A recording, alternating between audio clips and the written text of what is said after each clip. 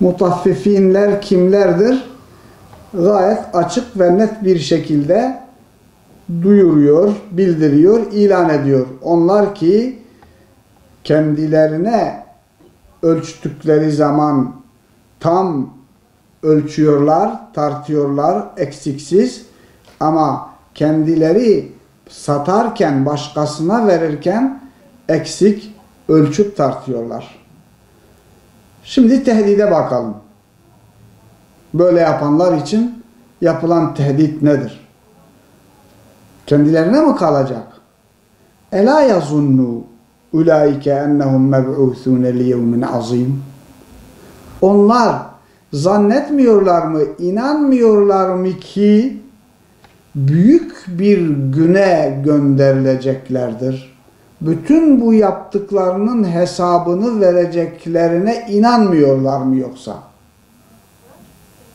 Yani Yevmuddin'e, Fatiha'da her gün okuduğumuz din gününe, hesap gününe, her şeyin, zerrenin dahi hesabının verileceği o hesap gününe inanmıyorlar mı? لِيَوْمٍ azim, o büyük güne.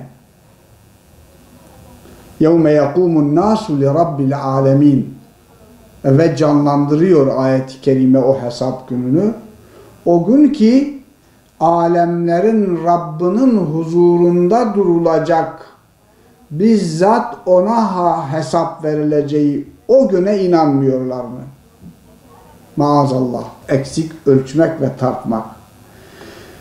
Malum sadece ümmeti Muhammed için olmamıştır bu kötü ahlak. Maalesef piyasada da vardır. Keşke olmasaydı. Çok da şikayetler duyuyoruz. Pazar yerlerinde, marketlerde, işte teraziyle oynama gibi veya aceleden hızlıca koyup da ağırlık gelsin diye şey etmek gibi şikayetler çok. Bu şikayetlerin en çok, bu günahı en çok işleyen kavim ise Şuayb aleyhisselamın kavmi olmuştur. Allah Celle Celaluhu bu kavmi Kur'an'da bu cürmü en çok işleyen ve bu sebepten dolayı helak edildiklerini bildirdiği bir kavimdir.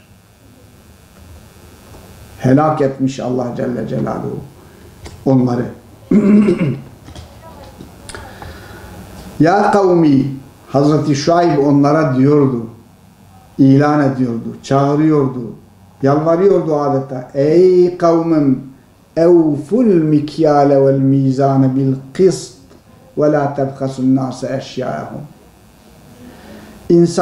İnsanlara sattığınız zaman, ettiğiniz zaman ölçü ve tartılarınızı doğrulukla yapınız ve insanların eşyalarında eksiklik yapmayınız. Ama bütün bu uyarılara rağmen ilahi uyarıya ve Peygamberin aleyhisselamın uyarısına rağmen bu cürmü işlediklerinden dolayı, terk etmediklerinden dolayı Allah Celle Celaluhu onları helak etmiştir. Maazallah. Bu elbette ki Kur'an'da bizim de bu cürüm karşısında hassas olmamız ve o duruma düşmememiz için dikkatle uyar. Bu açıkça hırsızlıktır. Bir. Çünkü adam, alıcı onu 1 kilo biliyor. Oysa satıcı 800 gram vermiştir. O 1 kilo biliyor. Haberi yok. Habersiz olarak cebinden para çalmış gibi oluyor. İkincisi hıyanettir. Hainlik yapıyor. Doğru görünüp yanlış yapıyor. Üçüncüsü başkasının malını götürmektir. Haksız yere götürmektir. Ve eklül mali bil batıl. Bu da kimi alimler kebairden, yani büyük etmiş mi? Etmiştir.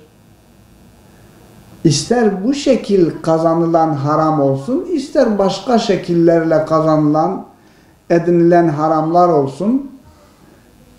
Allah yasaklamışsa bitti.